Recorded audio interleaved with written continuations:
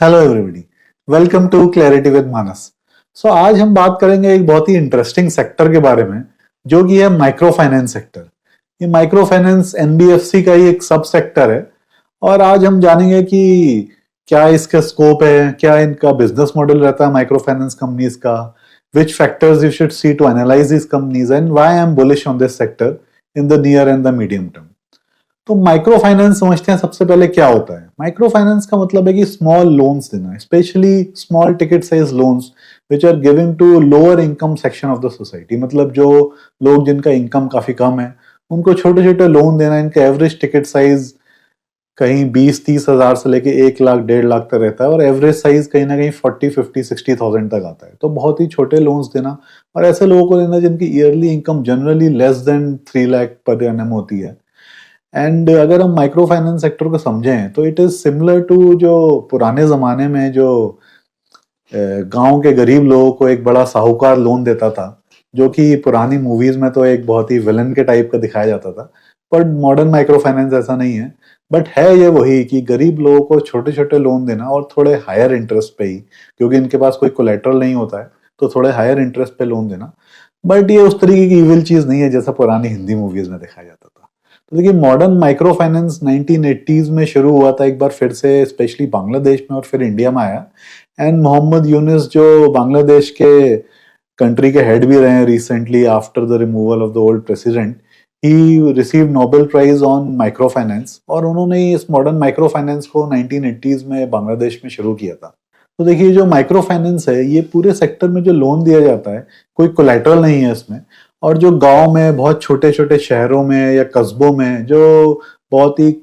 थोड़े गरीब लोग, कम इनकम के लोग होते हैं, इनको दिया जाता है। और जनरली ये जो शुरू किया था 1980s में मोहम्मद यूनुस ने, इन्होंने एक नए कंसेप्ट के साथ शुरू किया था, वो था जॉइंट लेंडिंग ग्रुप। इसका मतलब है कि गांव के एक कोई सभा में या ग्राम सभा में कुछ 10-20 औरतों को बुला के उनको साथ में एक साथ लोन देना, मतलब 20-20 हजार रुपए 10 लोगों को लोन देना। और उसमें ऐसा होता था कि पूरे जॉइंट ग्रुप की रिस्पॉन्सिबिलिटी होती थी कि उसकी रेगुलर ईएमआईज आ सके, क्योंकि देखिए इसमें कोई कोलेटरल नहीं है, तो उनकी रिस्पॉन्सिबिलिटी ईएमआईज देने की,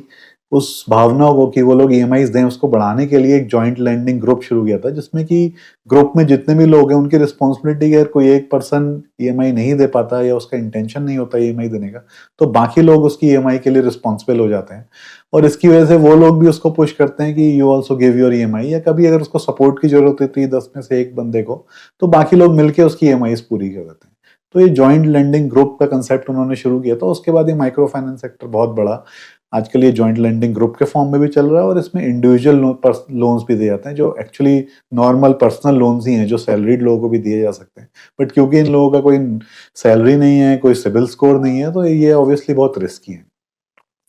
तो देखिए, ये जो माइक्रो फाइनेंस है, पहले ये समझना पड़ेगा कि किस टाइप के लोग ये लोन लेते हैं, और जो लोग ये लोन लेते हैं what do they do with this money. तो देखिए, ये जो गांव में फार्मर्स हैं,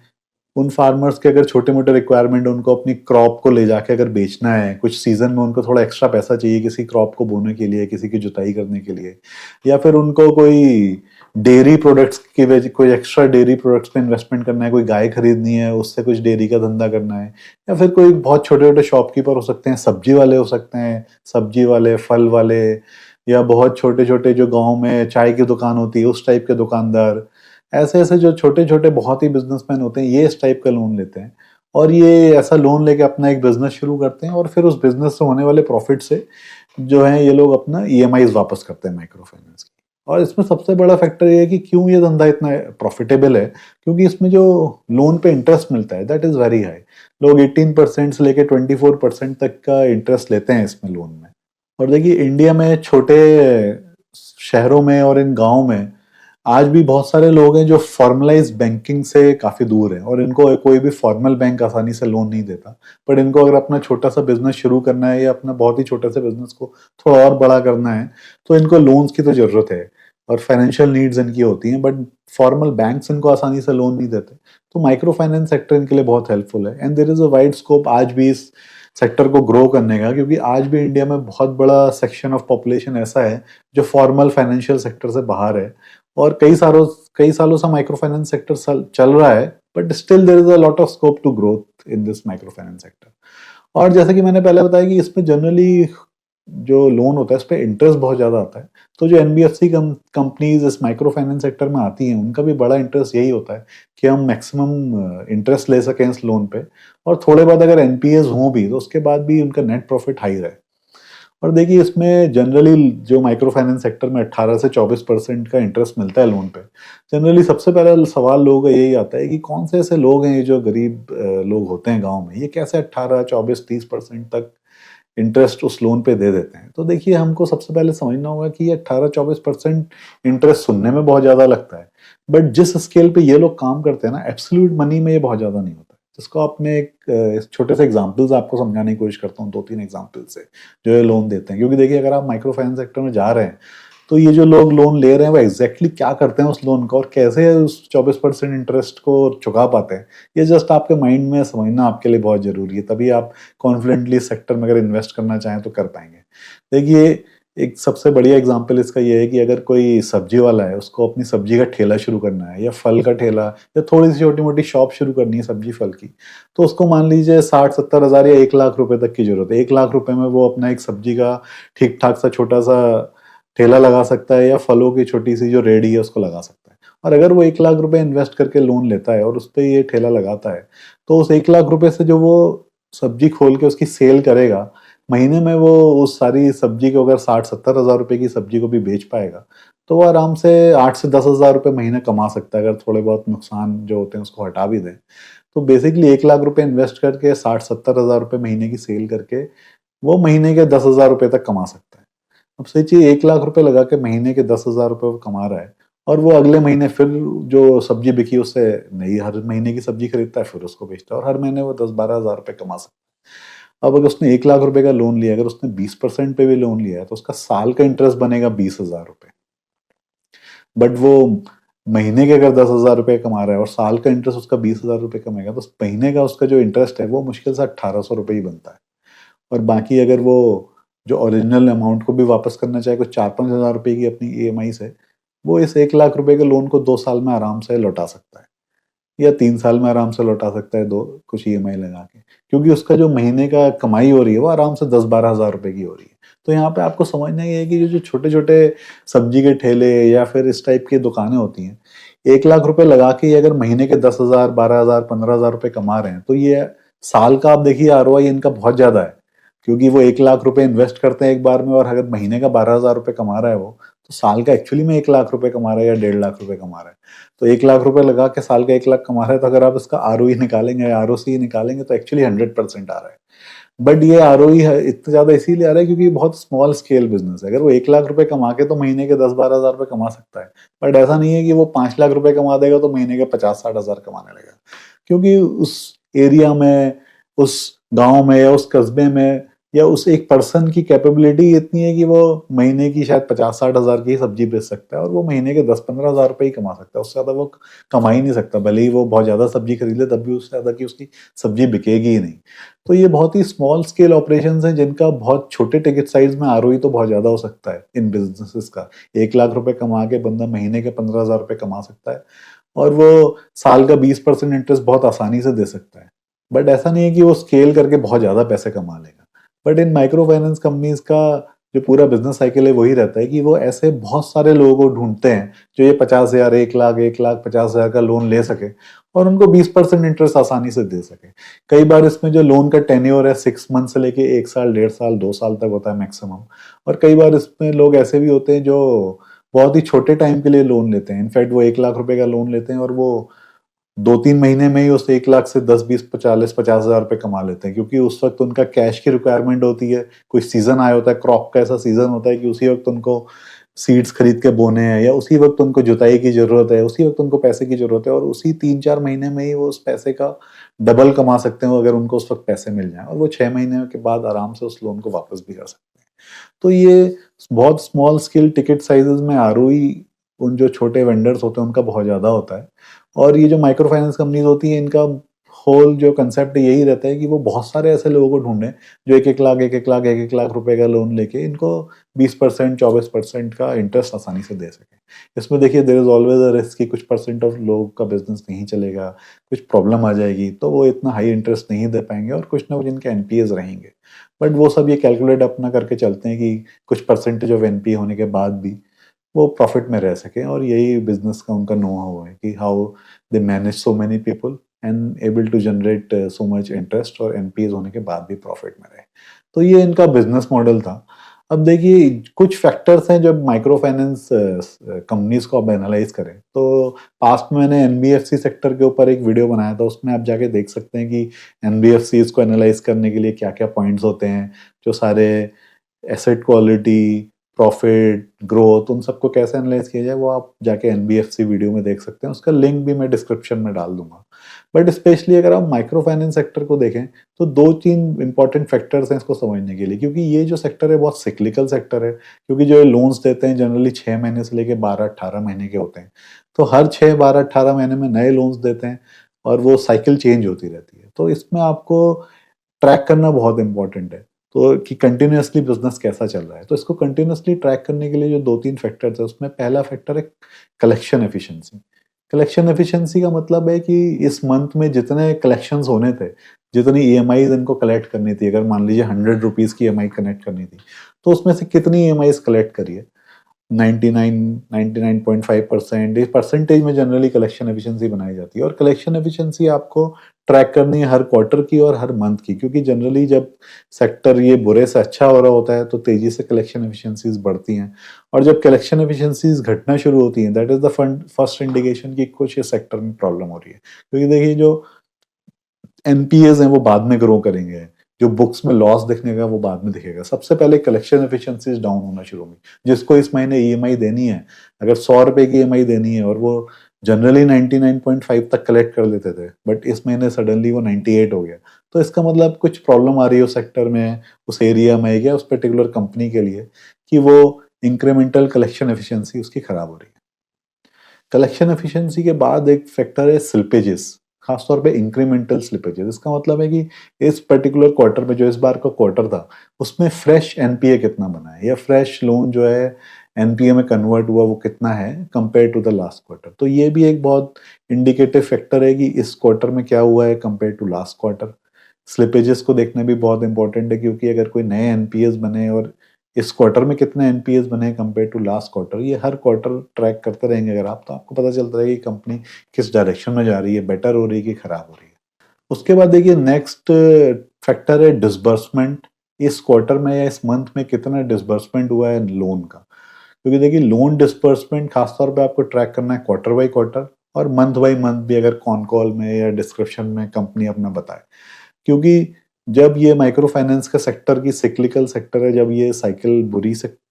अच्छी हो रही होती है या अच्छी से बुरी हो रही होती है, तो हर क्वार्टर में डिसबर्समेंट कैसे चेंज हो रहे हैं लोन डिसबर्समेंट के, उससे आपको पता चल जाएगी कि किस डायरेक्शन में सेक्टर जा रहा है। क्योंकि देखिए किसी भी लेंडिंग सेक्टर में, खासतौर पर माइक्रो फाइनेंस में, अगर कुछ एनपीएस आने लगते हैं, लोन्स के ऊपर कुछ स्ट्रेस आने लगता है और कंपनी को लगता है कि उनके जो कलेक्शंस हैं वो थोड़े कम हो रहे हैं, तो कंपनी सबसे पहले अपने नए डिसबर्समेंट को स्टॉप करती है और नए लोन देना रोकती है। क्योंकि उनको जैसे ही पता चलता है कि पुराने लोन की ईएमआईस कलेक्ट करना मुश्किल हो रहा है, वो सबसे पहले नए लोन्स जो वो दे रही होती हैं उसकी डिसबर्समेंट को स्लो डाउन करती हैं। तो क्वार्टर बाई क्वार्टर डिसबर्समेंट की ग्रोथ है या डिग्रोथ है, और कितनी ग्रोथ हो रही है, कितनी डिग्रोथ हो रही है, इस क्वार्टर में जो फ्रेश डिसबर्समेंट है कंपेयर टू लास्ट क्वार्टर कैसा था, और वो भी अगर कॉन कॉल में वो मंथ बाई मंथ डिस्बर्समेंट बताएं कि हर महीने डिस्बर्समेंट बढ़ रहा है कि घट रहा है या कांस्टेंट है, उससे आपको बहुत तेजी से पता चलेगा कि ये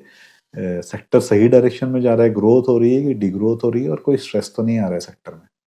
और देखिए नेक्स्ट फैक्टर उसके बाद आता है पोर्टफोलियो एट रिस्क। इसका मतलब है कि जो देखिए एनपीए बनता है, एनपीए तब बनता है अगर 3 महीने तक किसी लोन की ईएमआई ना आए, 90 डेज तक, then it is converted into NPA, definition RBI के हिसाब से। बट 90 डेज से पहले कितना परसेंट लोन है जो पोर्टफोलियो एट रिस्क होता है, पीएआर,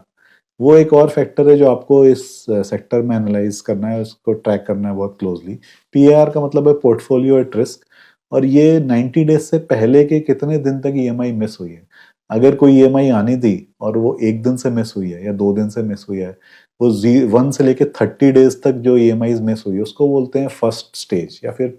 PAR 1 to 30 आप देखें कई कंपनीज बताती है। उसके बाद होता है PAR 30 1 to 60 and PAR 60 1 to 90, और 90 के बाद तो वो NPA में कन्वर्ट हो जाता है। तो ये आपको ये बताता है कि कितना पोर्टफोलियो एट रिस्क है जो 1 डे से लेके 30 डेज तक उसकी EMIs मिस हो चुकी हैं या फिर EMIs डिले हो चुकी हैं, या 31 से 60 डेज तक कितना परसेंटेज ऑफ